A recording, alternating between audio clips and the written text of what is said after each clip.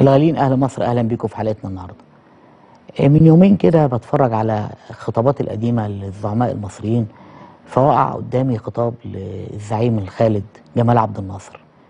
خطاب بقاله أكتر من 55 سنة وكأنه عايش وسطنا الآن. تعالوا نسمعه وبعدين نتكلم. وكأن الزعيم الخالد جمال عبد الناصر عايش وسطنا. طول عمر الشعب المصري على رتيبة واحدة وهي الشكوى. طب أنا عايز أقول لك على حاجة.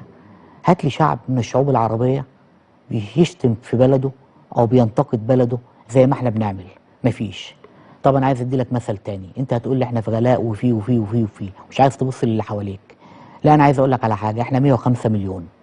عارف ان احنا عدد سكاننا قد مين؟ قد البحرين وسلطنه عمان والامارات والكويت وتونس والمغرب والجزائر.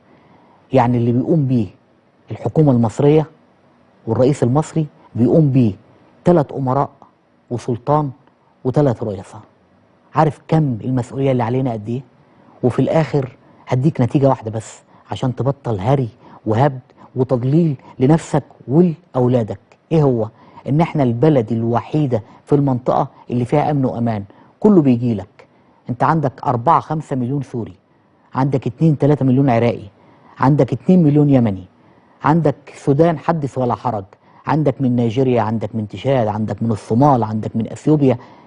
انت عندك كل الشعوب العربيه، عندك لبنان وعندك العراق وعندك سوريا وعندك كل الشعوب العربيه جات لك ليه؟ عشان انت عندك امن وامان واكل وشرب. غاليين بس موجودين. هم مش لاقيينهم في بلادهم، لا لاقيين لا امن ولا امان ولا اكل. اسال نفسك انت بقى، لو احنا وقعنا هنروح فين؟ نروح فين 105 مليون قد 7 دول؟